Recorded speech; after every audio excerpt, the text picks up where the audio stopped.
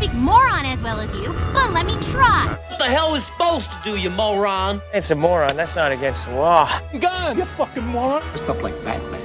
Because he is Batman, you moron. What are you, a fucking moron? You moron. Drop dead. Moron. Whoa! Up here, you morons. Stepping morons like yourself. Me down, you moron! Hey, moron! What's your favourite voices to do? Favourite voices? I'm fucking Ali McCoist. See it. Anytime I'm out at the moment, I can't stop just going. I'll tell you one thing. I've got to say, absolutely, Morons Reviewing Movies is my favourite podcast. It really is. I've just realised you've started recording the call cam. Absolutely brilliant. It really is. Oh man. Did you ask me that and then press the button right? Yeah. That's why I didn't do it. I didn't know if anybody else had noticed that. Well, that'll do. That's it. We get signals for Hunter on the football. Oh, McCoy. that's right. This offside. I'm watching the brand new game in the app, so the game's even kicked off for me, and Hunter's telling me it's 1-0. Are they playing on it? They're playing the now. It's just started against Seville. Oh, it's Seville. As the consummate professionals that we are, obviously all the morons are giving their full attention to the recording. Whilst we've got a guest on for this episode, but no, they're sitting in the background watching the football, no paying attention to what we. Don't let me bother these. Well, guys, welcome into episode 2, where we have Jmck joining us, or Jmck88films, baby. Jmck88films, baby. I said that in the title. John, welcome in. Welcome back for another week of punishment, listening to the Morons talk about the reviews. Last week went actually successful. You got a great review from all Morons, really, in your first pick. What's your predictions for this movie? I sent you my predicted score, so I think I sent you. Well, I'll not reveal my own score, but I reckon there'll be a 5 in there. I reckon there'll be a high 1 or 2 high 4s. I reckon there'll be a mid 3, and I reckon there'll be a low 1. Who you think that is? I'll let that off you. But I'm predicting that. I'm thinking our first date went really well. I think our second date is going to hit a few roadblocks. I'm not expecting to get a second base or anything. Second date for the Morons, you're probably going the whole way, mate, to be honest. Exactly. We put out after the first. Oh yeah, I did say it was a good first date. Aye, the gangbang was class last week. Like. Kyle kept bringing up Dave Bautista though, and kept talking in his voice and that. Well, you were sending me pictures. I was just wanting to have a comparison to see what your thoughts were. But luckily, my phone zooms in really well, John, so I could still see it. So this movie for this week, guys, for listening, thank you very much for joining us. I always forget to do that part, but we are going to talk about Interstellar. Interstellar out in 2014, coming in at a whopping 2 hours and 49 minutes. So we know fine well Sean hates it already. It is a team of explorers that travel through a wormhole in space in an attempt to ensure humanity's survival. I think that sums up perfectly the types of movies that both Burnsy and Sean are all over.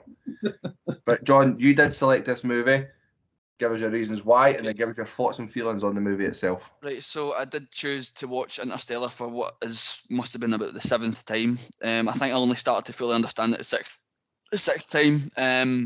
But I mean, I remember must have been about 2015 or later I watched this, but it wasn't until about 2017 that I started to watch films properly that didn't involve lightsabers or hobbits But I used to watch Empire Strikes Back fucking every week, pretty much. But Interstellar was one of the few that I had actually seen, and even though I didn't get it, the concept of it and the scale always, from the first watch, I really loved it, and each time I've just loved it more. Do you mind if I talk like a wank for a bit? Go for it. Because I have a kind of a take on Interstellar that I think is pretty good. So the reason I love science fiction is the best ones always ask, like, where have we been, where are we, and where we're going. and there's always like a kind of existential side to it. So like Blade Runner and fucking 2001 and all that. And Interstellar, it's like that, but I think even scale and budget and the sheer size of it aside, I did kind of personal thing. Like to me, it's about loneliness and the need for like connection. So there's a theme been left behind. So this is where my notes come in. So the Cooper family at the start have been left behind by the wife dying, so they've been left behind. The humans are needing to find a new home, so Earth is going to be left behind. In turn, Cooper goes on the mission, leaves Murph behind. In turn, Murph eventually has to abandon hope of his return, leaves him behind. Along the way, we find out Brand has been left behind by, I don't know if it was like a boyfriend or a husband or something. And then for me, what the most important scene, my favourite scene. So see the detached scene at the end when McConaughey has to go into the black hole, but it doesn't stab her in the back, but it keeps it from her, Anne Hathaway Brand, and he leaves her. So, and I think this is one of the best pieces of acting I've ever seen in my life.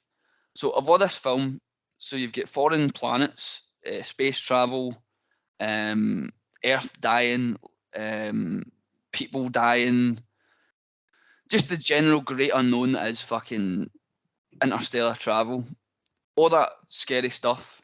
But the moment in which Anne Hathaway is most scared in that film is when she realizes she's about to be left behind on her own. And I think that's something about that. And she looks and she's got tears in her eyes and just says don't.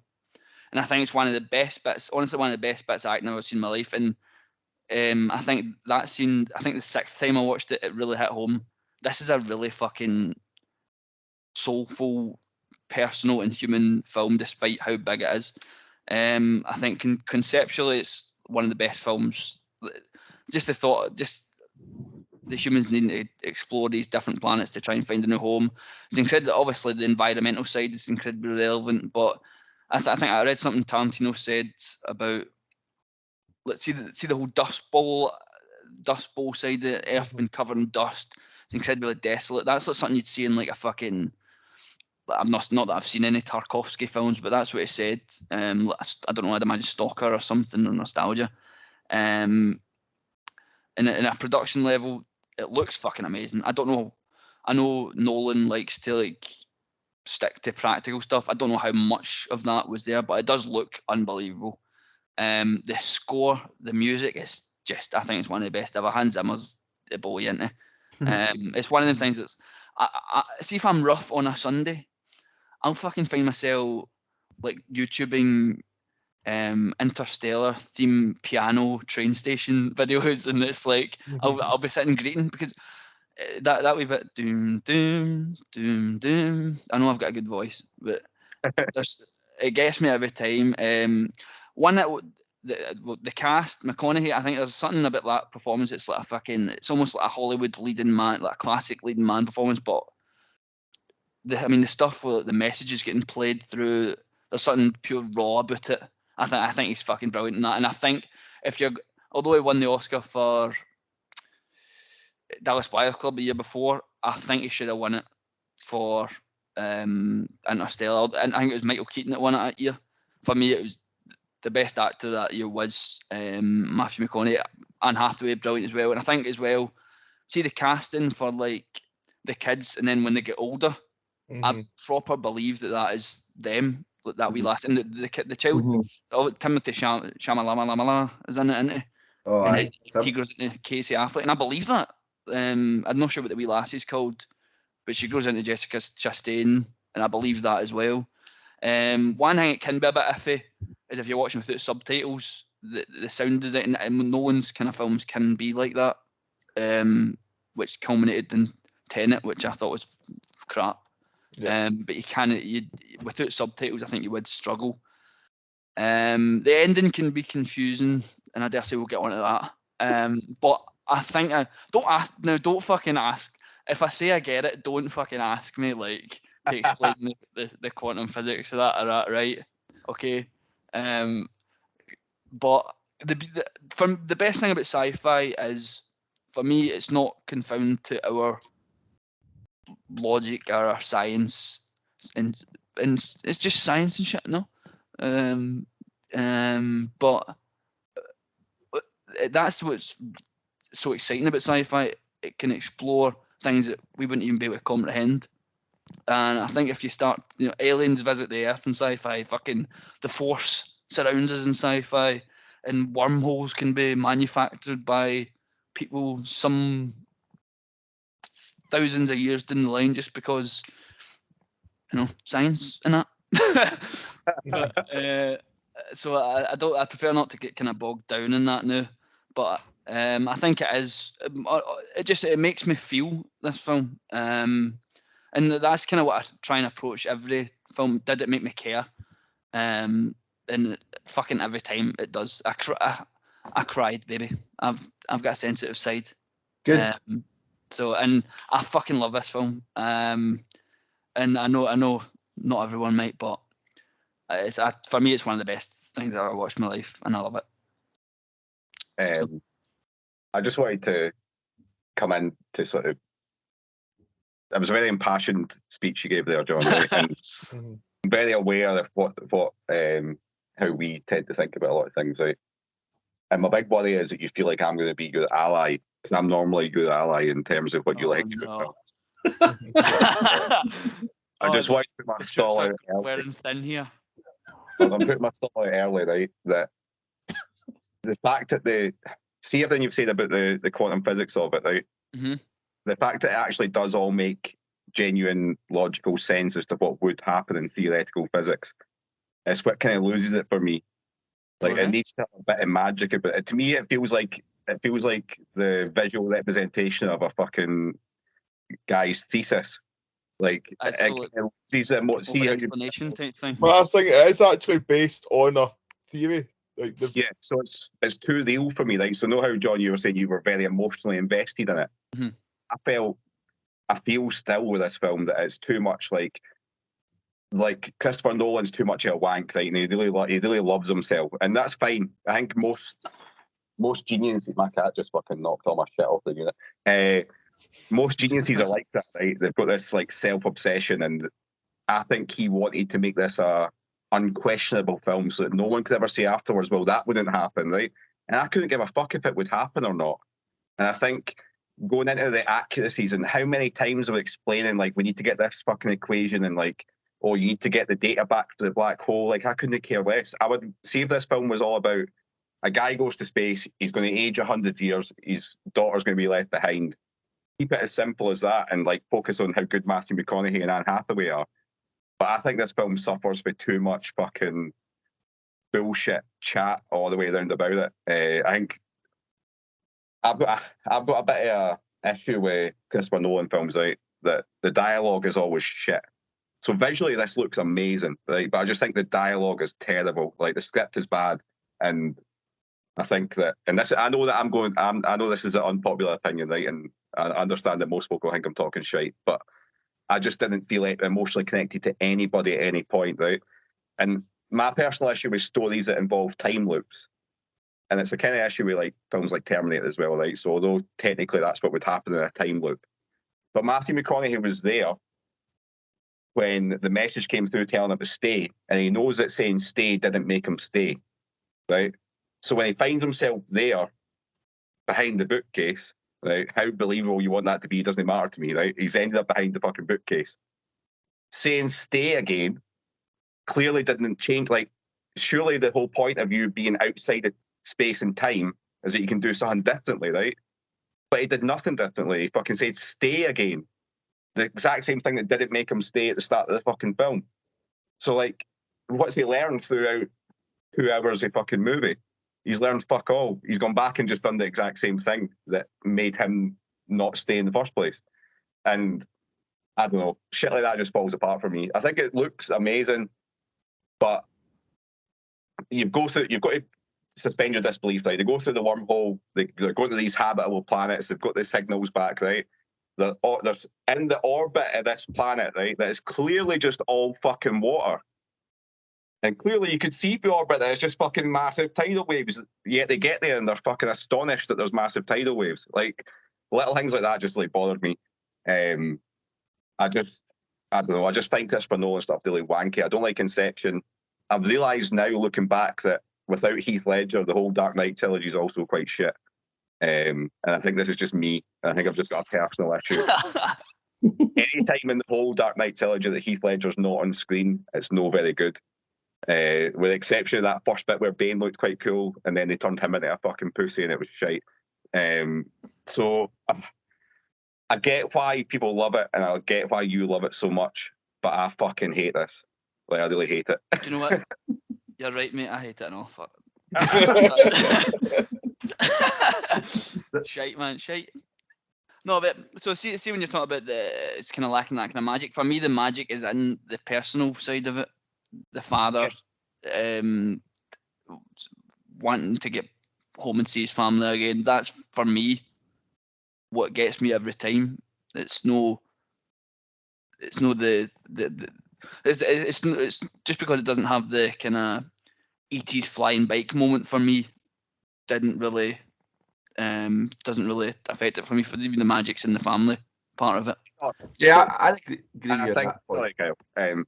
I was just going to say quickly before you come in, Kyle, that I totally agree. I think if it focused more on like McConaughey and the relationships, the relationship with him and his daughter, the relationship with him and his son, the relationship with him and Anne Hathaway, like if it was all focused on that, but I didn't really see him getting much of a connection with any of them. You got little bits of each of them, and you got a load of jargon in between with fucking what's his face, the old English cunt, Michael Caine.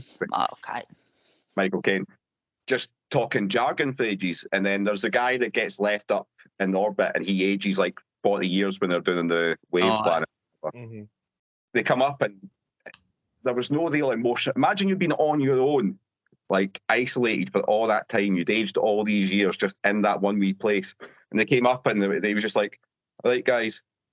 Like there was no like I expected like a fucking emotion, like a real emotional breakdown. Like that should have been like one of the most harrowing parts of the film. The fact that this guy's aged however many 20 years or whatever, he's gone bald and gone grey and been isolated on his own. He would have gone fucking mental. Like he would have lost his mind.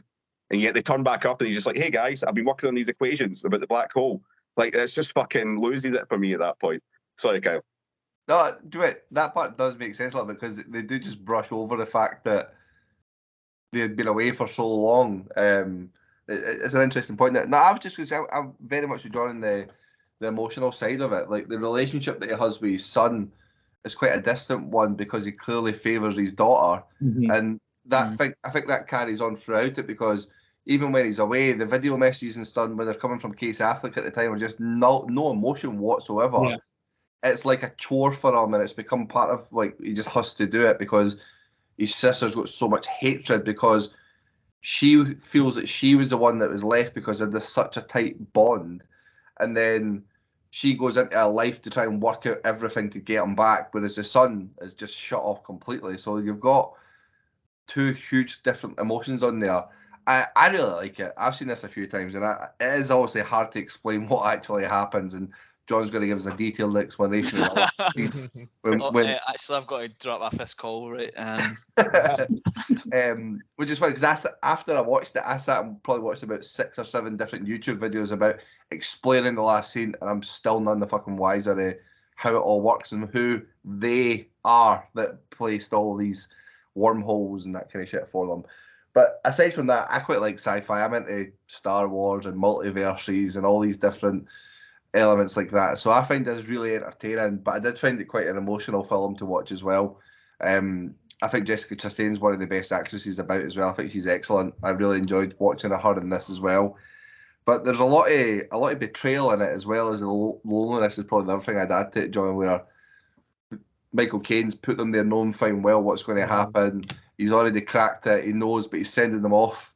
But I suppose there has to be an element of selfishness coming for these people that have already worked all of that out to get the people to go to recreate the human race elsewhere, because you can't exactly tell them, "For fuck everybody else, just go fix it elsewhere." So I do get, but I want to carry on the battering that you're taking in this film, John. I'm going to bring Sean in to get his thoughts. I mean, No, I'm not. I love when Sean starts with a. No, like this isn't going to be a battering. As I said, like I didn't really fully understand the film. Like, I actually quite enjoyed it. I'm not really like a big sci-fi fan or anything like that, but I did quite like it, and it is quite relevant to today. Well, they say that the planet's not got much longer left and all of that because blah blah blah. But I did actually quite enjoy it. I just kind of found myself like try to kind of follow it and try to understand what's going on. Like the part of like that it basically was given like plan A and plan B, and they need to find a new planet that supports human life. I got all of that, but then when he ended up in that, whatever that was at the end when he's behind the bookcase, obviously it kind of tied up because like his daughter thought it was a ghost at the start and stuff like that. I understand that it was him and everything, but I was like, what the fuck's going on? And when they were down at the water planet that they were at, where they had stayed down too long, and the other guy had aged like it was like 27 years or whatever it was. Was that right? Was that bit?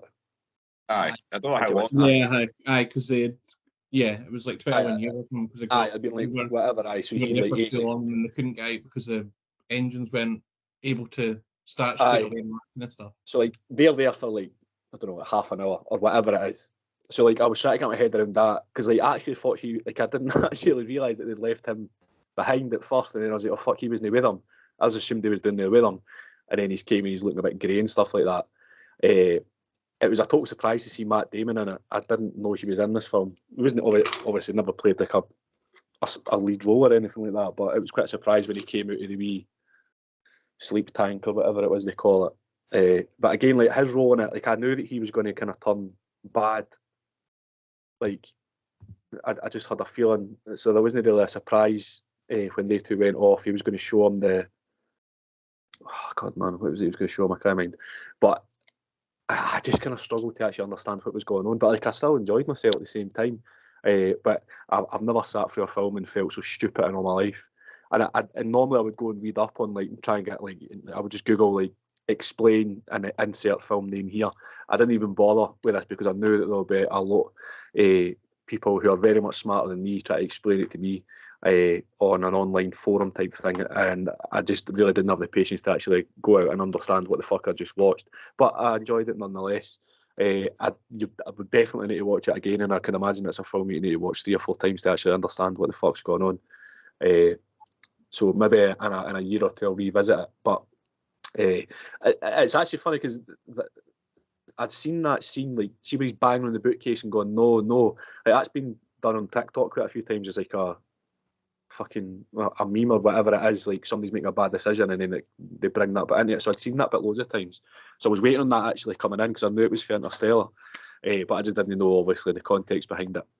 And to be honest, I still don't know the context behind it because it's the most confusing film I've ever watched in my life. But I actually quite enjoyed it, so I'm not going to shit on it, Kyle. Listen, what a boy.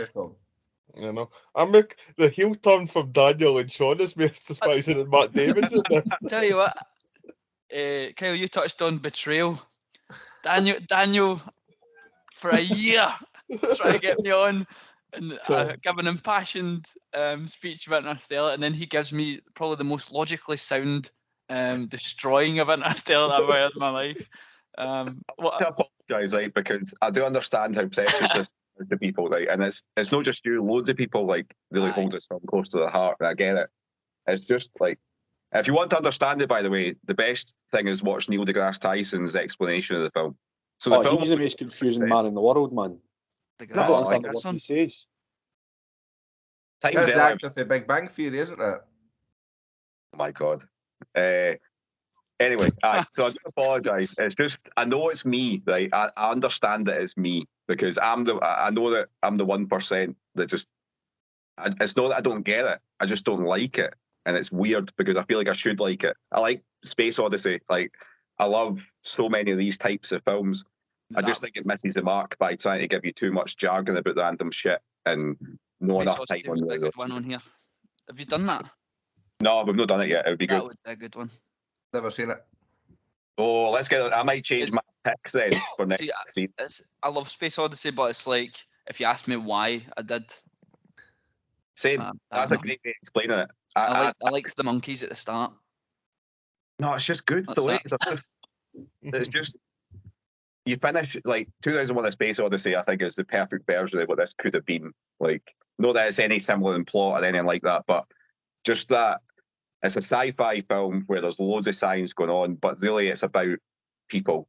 And I think this misses the mark too much on the people and spends too much time on the. To me, I think you could have removed the whole Matt Damon section for the film. Like, I really felt like it was a half-hour wasted shit for him to appear to be a hero and then to turn like heel within fucking 2 minutes of screen time. And it didn't add anything to me apart from trying to put Matthew McConaughey in a bit more jeopardy again. Like, I don't know. Like, it's just me. I know it's me. I'll let somebody else speak. Hunter, give us your words. Fair enjoyed this. Again, I'm not going to go in and say I understood everything that was happening with the science, but there was a few words I recognised. Let's put it that way. But again, obviously you touched on Tenet, John. I think what Daniel was saying about Nolan trying to be that I'm a genius, acknowledge my work. I thought Tenet was that. I went to the cinema to see that, and I was like, that was the last. Came out, and that sort of was it between the lockdowns or just before COVID or whatever. And I'm like, if that's the last time I go to the cinema for a year, what the fuck have I just watched? I know. The way I looked at Tenet was, see if I was sat next to Christopher Nolan and I was like asking him, right, what's this mean? What's this? I'm sure he could probably do it, but I'm in the cinema. I that took the count, that one. I mean, the last thing with that is I went to that to see it with my missus, and she came out and like she was genuinely speechless, and I was like, same. And I was like, oh, did you enjoy that? And she's just like, what the fuck have I just watched? I know. I look. You could ask, did you enjoy it? I literally do not know. I've no fucking. And with Interstellar, maybe in the last 20 minutes, things start to. Tenet's about the last fucking. What's it, about 2.5 hours? So the last 2 hours.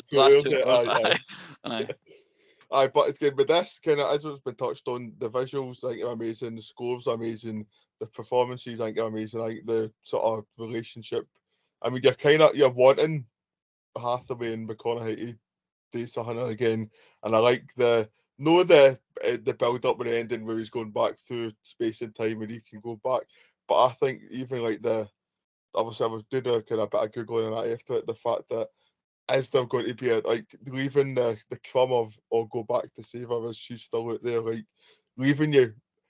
You're kind of oh shit, when's it's like kind of when you're watching when you're binge watching a series and it's on major happens at the end of season 1, you're like, oh shit, I need season 2 in my life to see what happens next. And I think again, as we touched on with Blair Witch last week, that wanting I think can be more valuable than just delivering something that's maybe half-assed or maybe it's quite as good. It can leave you, and again, as we know, apart from Dark Knight, Nolan isn't one for doing trilogies anyway. So I think even, and again, does it work? Again, we've seen it with other films at a different studio, a different director, different actors come in, and it totally ends up bending away from what made part 1 as good as it was that this was created in the first place. So again, I think just leave it as it is. It's enjoyable. Again, it's definitely something I do want to go back and watch again. Again, this was a first time watch, and I think this came out, was it right? This round about the same time as The Martian with Matt Damon in it as well. There could have been that. That was 2015, I think, The Martian. Aye, and I think I remember saying, like, because they're both out, and I think I watched The Martian, and I thought, and then when someone had recommended this, and I thought, I've had enough too much sci-fi watching recently. I love it, and I never got around to it, and again, I don't understand how I never got into it again, because I've mentioned before, for somebody who likes Marvel and superhero stuff, there's just some sci-fi stuff that I don't enjoy, like Sun 2. Again, like we've touched on a couple of things that sometimes I just can't fathom, like if it doesn't seem any believable, that I can't buy into it. Again, but having a big guy who just turns into a big green monster, goes about smashing up things, that's unbelievable and enjoyable to me, apparently. So, but with this, I think again, because there was a human touch in some of it, I think that's what makes this enjoyable. And again, as you said, you don't need to understand the science to still enjoy the film is what I would say for this. So don't go in thinking you need to understand does it Dr. Thip or whatever's fucking thesis on Interstellar, that you can still enjoy it. But again, if you are that way inclined, go and read the thesis so you can understand it even more. God, could you imagine us reading the thesis? It's not enough time pronouncing the word thesis, never mind reading it. I had to think about how I was going to say that there as well. Well, someone who probably would read the thesis and is the smartest of us all is going to give us his review next. Take it away, Bunzy. Well, the first thing I wrote down about this is the complete opposite of what you said, because I felt stupid watching this similar to Sean. And I thought it was probably aimed at somebody who had a bigger IQ than I have. I thought sci-fi is totally not my bag at all, so I kind of thought going in that I thought I was going to completely hate it, which I didn't. I think there was, as Daniel pointed out, there was a lot of jargon when they were talking about stuff, and I was just like, I have no idea what you're going on about. But because there was a lot of sort of this beginning of the film, obviously talking about the family, and it was relating back to it throughout it and the relationships that the characters were having, that definitely helped my enjoyment with it.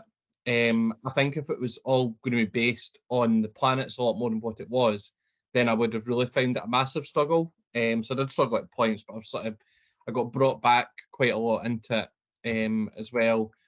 Is that once they reached the second planet, as I started enjoying it more when there was the chance that McConaughey was in trouble, because although obviously they're going to all these planets and things could go wrong, until Matt Damon's character came in, then you just knew that nothing. You were going to get somewhere that they wanted to be. It was never just going to obviously end at an earlier point. So at that point, it sort of had me on the edge of my seat a bit more. So I completely disagree. I thought that was a good part of the film. You understand that somebody had already died at that point? Yeah. Oh, no, I know, but because it wasn't a main character, then I was like, you knew, because that was the first time the main character looked at any danger. I know Anne Hathaway's character, she was it looked as if she was going to, she could have possibly died, but for me, I was just like, nah, she's getting back. So I was never really concerned at that stage. I was in case you going to reply to it, but that's all. I had to interrupt you, Bunzy. Sorry. No, I get it. Just because I thought you'd maybe that guy gets forgotten. The sort of the fourth crew member that disappears in the first. Try to get back off in the water. Yeah, he's for American Beauty, isn't he? Aye, him. It's like it was definitely cracking from a visual point of view, and the music was class, as John said as well. So there was good points. There was parts that I think it just went. For me, I would have enjoyed it a lot more if they took out a lot of the jargon stuff, and because it is quite a long film, and there was parts where I was just like getting turned off by it, then that's where it definitely goes down in my estimations. I think sort of once we got to the second planet as well, I sort of just thought, right, I'm just going to enjoy this and just try and forget that there's bits I'm not going to understand and whatever else, because I knew I would come on here and get a better knowledge of it than what I had myself too. So I don't think it was something I'd probably go back and watch again though, because I've just not got I just don't like going ever back and watching films, to be honest. Really, like there's very few that I would ever go back and watch. And I'm just quite happy just seeing it and taking it as a first watch and taking enjoyment out of that. So yeah, it was decent, but it wasn't something that really got me hooked at any stage. But the main part was the relationships he had with his family, and as one of you pointed out as well, it was quite obvious that he favoured the daughter so much ahead of his son, because he didn't really, although they had a relationship, it was just a bit weird how he didn't really seem to care about him really at all. It was all about his daughter's approval, I thought, and then he was worried about leaving her. I know the son's older, but he didn't really seem to have like much a second thought for him. Aye, I never really thought about that until you guys mentioned it, to be honest. But even then, that was reciprocated back the way, because the son was like, he's like, I'm away up to space. He's like, can I get your car? Yeah, that's true. What bit plays that? It's because he knew that his son was going to grow up and star in the French Dispatch, so he just disowned him from an early age. Sorry about making you watch that, by the way. Well, If I had to watch it, then so did yous. Oh, I'm actually that's not glad. been addressed yet, John. That was on the agenda to be discussed on why you put us through that. It literally is my most hated film of all time. And I have liked some Wes Anderson stuff, but that's fucking, you can't come back from that in my book. Well, I do think, to return the favour, we've got a movie that we would highly recommend that you go and watch and review. And I do think you should give Zulu Dawn a bash. Do you know, it's actually on my watch list solely because it's like a benchmarker on here, isn't it? well, I thought you were going to say the one that Hunter. What's the one that you gave us, Hunter? When it's old boy just sitting in his house. Oh, Capone. Aye, that one. Oh, I've not seen that because of how bad the reaction to it was. I didn't. Oh. My dad watched it and he said there's like an extended scene of the guy like shitting himself or something. Aye. My dad loved it. My dad loved it. That's a bit of the film, and this is a good segue actually, because one of the questions we got was, would you rather watch all of Wes Anderson's films back to back, or cheat on your barber? Oh, I know who said that. Then that's my barber, isn't it? I would never ever cheat on my barber, so it's got to be Wes, baby. Oh, all the Wes Anderson films back to back. Me and him barbers in Greenock. Best barber in town, by the way. He's giving me a free haircut. Say that, by the way. By the way, what's my fee for coming on the night? By the way, that fee haircut we paid for that. Same as our fee. To give you an insight, we've been doing this for 2 years now. We're sitting currently at a balance of about minus £100. So it's supposed to be £15 a month for you guys to do this. Was it? Why? I downloaded Skype the night and it started asking me about Skype credit, and I was like to Daniel, Danny, like go down to the shop to top up my Skype before use the night. Listen, I like it and I was looking forward to it, but I'm not getting a kind of top up to come on. A £20 top up. It cuts out mid call. It did.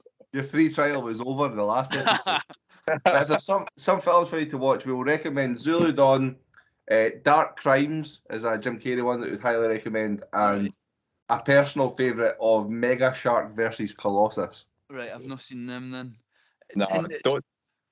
See, for this film Interstellar, it was either going to be this or Top Gun Maverick. Who's all seen that? I've seen it. I've no. I believe I've put it in as my unseen for. I think I genuinely think that would be kind of unanimously really enjoyed in here. Unless Daniel, did you say you've seen it? I've not seen it, but I don't like the original Top Gun. No, so. I'm not a massive fan of that either. But Okay, fuck me, cool. it is honestly brilliant, man. Well, we do have it coming up in the future, so we will. You'll get that one very, very, very soon. Daniel, do you have any more questions that have come through from Instagram? Yeah, I've got a few. I'm just trying to pick the decent ones. Some of them are shite. So if your question never got read out, guys, it's because it was shite. Better luck next time. By the way, send me like a screenshot of them all, the ones that didn't get asked. I will. And you can answer them on your own feed. That'll get a lot more reactions than this anyway. You're a little more popular than this. I can't wait. But this is one I wanted to ask you this one because this split us as a group because I hated it and most folk liked it. But this guy, Christy Donnelly, who I'm assuming somebody you know, is what are your opinions on the modern day GOAT in his opinion, the best film ever in his opinion? Prisoners. The best film ever? Aye, Prisoners. Like, what do you think of Prisoners? I think it's brilliant. It's such a good thriller. There's a kind of a noir element to it that's, and I'm not even big into noir stuff. Aye. But I think Prisoners is brilliant. I love the. Most people with low intellect will call him Denis Villeneuve, but it's actually pronounced Denis Villeneuve. I love Denis Villeneuve's filmography, baby. You know, play for Chile. What's that? Did he not play for Chile? No. I think I'm saying that right anyway. Dennis, if you're listening, I'm sorry, mate. I know you're a big listener of the show. I thought Prison was fucking brilliant. That was one of the first. So see, when I first started getting proper into films, it was 2017. I did it as like a New Year's resolution because everyone in my work would be asking me, like, "Have you seen Godfather? Godfather? Have you seen Gladiator?" And I'm like, "Nah, but you need to get a grip, wee man." So and Prisoners was one of the first ones. The first one I watched was 7, and I was like, "Fucking hell!" Right? If there's 1,000 films out there like that, then I need to get involved. And Prisoners was one of them, and I think I've watched that about 3 or 4 times. I wouldn't say it's the best fucking film ever, but Hugh Jackman, Jake Gyllenhaal, I think are great together in it. Jake Gyllenhaal's case, he's kind of good at being that kind of obsessed guy that's the job's taking over his life, like that and Zodiac. I think they'd be like a good kind of double bill. But I think it's a great film. What's everyone's thoughts on it? Yeah, So you all hate it, didn't you? no, everyone liked it apart from me. Whereas I liked Zodiac and they all hated it. So is this you trying to get back in my good books again, Daniel? I like Zodiac. I hate Prisoners. I think Prisoners is overrated. Denis Villeneuve also directed Batman Forever, which was also garbage apart from the soundtrack. Is that the one with you 2 and Seal on it? He did direct that, eh? Aye. I was just thinking that as a bang. I'm sure I had that on CD when I was younger. There was nothing me. Oh, what's his name again? The one that did like disaster movies. Not Michael Bay, not Roland Emmerich. The other one. Are you talking about the Val Kilmer one? Yes. No. Schumacher. Joel Schumacher. Aye. Do you know what it is? Do you know what's just Formula 1 driver? Your 90s Formula 1 drivers with field. Formula 1 drivers. That's funny as fuck. He does direct a film called that I've been wanting to watch on here. Get us all to watch of June. I thought June was class. Yeah, but I think it'd be a mixed bag on here. I'm desperate to watch it as part of this. It's very slow and long and drawn out. But do you know what would be a good one on here? And I think it's his best one, Arrival. I fucking love Arrival. Good. I do agree that that's good. Like, but that would be good on here because some folk would fucking hate it as well. Let's see if we've got any more questions before we move on to scores and shit. I did have another one, which was, Ben, who was a previous guest, that we all loved having on. One for all of us, right? Do Scottish people have better taste in films than English people? Scottish people have better taste in every aspect of life than English people. So that's the question answered straight off the bat there. The Scottish people have better taste in question. Can answer you. I'll clip that. Honestly, that's something I've never ever thought to myself of it. But well, I think if we address it directly towards Ben, we had Ben on, and Ben made us endure the original Planet of the Apes as his top 5 out of 5. I love that. So no, I'm with Ben. English. So English would get better. Himself as an honorary Englishman. Better taste. I just think we're better. We're just better. I think Ben's English insecurity coming out there. He's obviously feeling a bit inferior, and wanted to know what we all thought, because he messaged me the other week actually because he'd only recently learned through our podcast what the word Bobby meant. Really? Aye, same. I thought it was a universal term. My mum told me to stop. I've to stop listening. I've got parental lock on my Spotify. Oh, that's because she's in the background researching the Bobies we were talking about. I didn't know that. See that? I think he's put the stat up. Ewan McGregor's get his tallywhacker out in 16 films. I'm like, I must have not seen them all, because I'm always watching Ewan McGregor films with the anticipation that he could get his cock out at any time, but I don't think I've seen it. Again, parental lock, I think. You were talking about folk for your work, obviously knowing about your page, so I tend to tell quite a lot of people about the podcast, and then afterwards I instantly think, why the fuck have I done that? Like, and like some of the episodes are called like Jamie Foxx's Smashing Big Bobby, and all that. Like, oh, it's got to be Hitler's one of your favorite episodes. I looked at it and go, what the fuck's this, Daniel? See, on that, Daniel, right, so Laura's like her mum and that like share her Spotify, so see whenever like because she subscribes to the podcast, her mum could be like doing the housework or whatever, like with the Spotify with her phone coming up, like listen away, and then it'll just come up with so like egg time danger wank is never available to listen to. Danger Wank was one of my favourites. Like the only time I did kind of wonder to myself, why did I do that, is when I got my manager to follow me. But everyone else's my work's always kind of known. I mean, I used to do the tweets and all that, and they'd follow me in there. So they knew me as that weird guy that sits across from and does all the voices and that, and tweets some weird shit occasionally. So I've got no qualms by this point. I don't really give a fuck. You know what I mean? And if my workies are listening, love you guys. You're the best. Should have had to say about you earlier.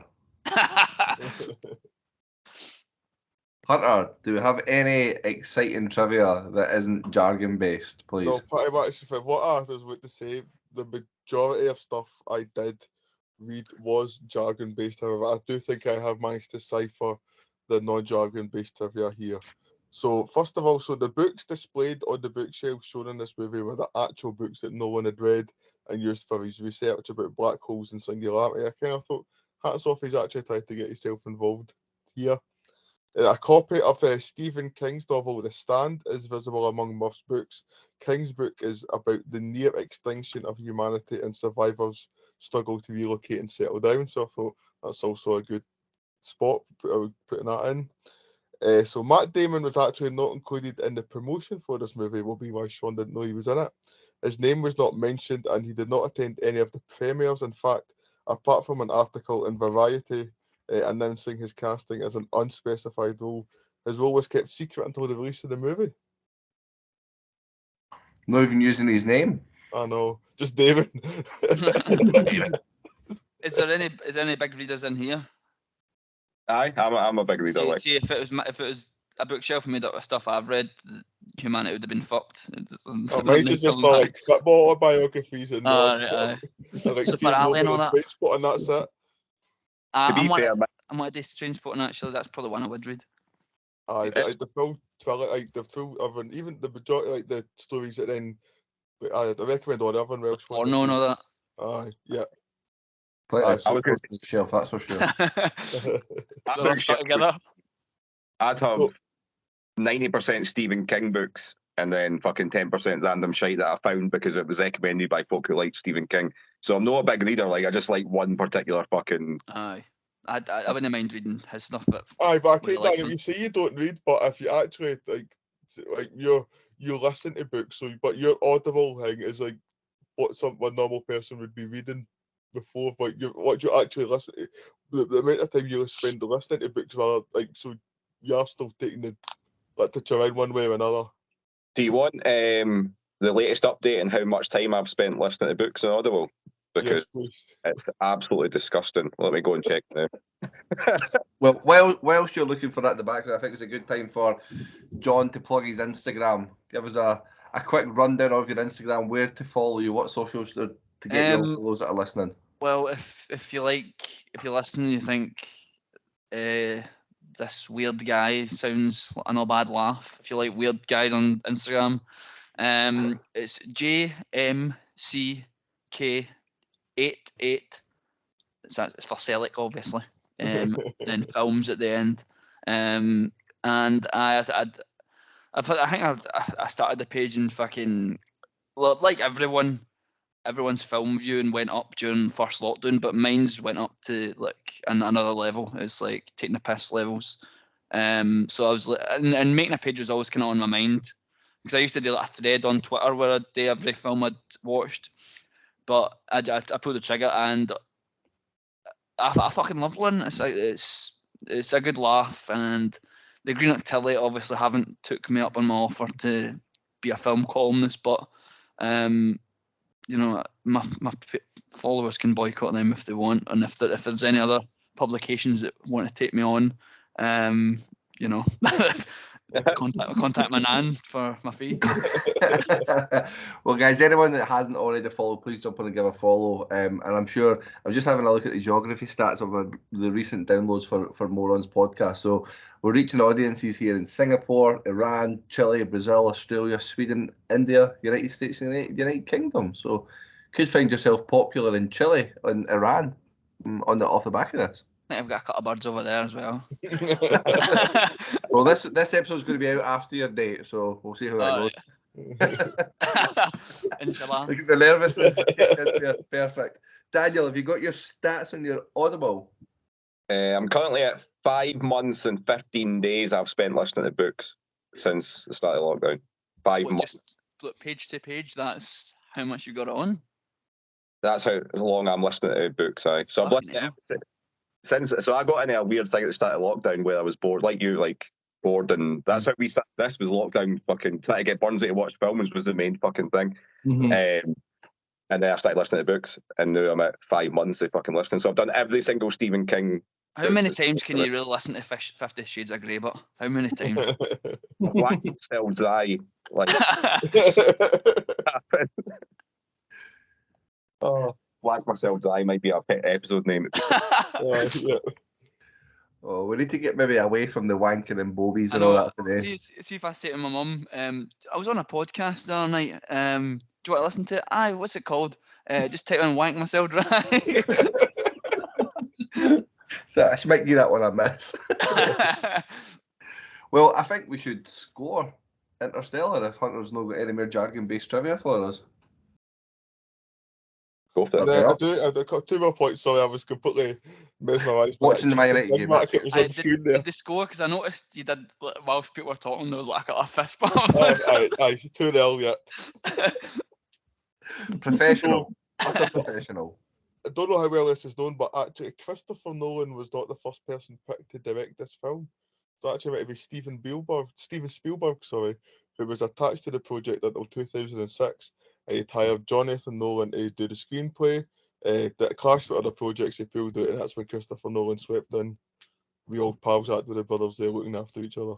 I didn't know that. And I reckon, Daniel, see if he did, you'd have probably preferred that one, because I think he would have lent more into just the human side. Aye. I think so as well, actually. I think I probably would have enjoyed Spielberg's sort of version of this more than Nolan's arts version. And the last one I've got here is Anne Hathaway suffered hypothermia while filming in Iceland due to the fact that her astronaut suit was open while filming scenes in icy water. That's just stupid, if you ask me.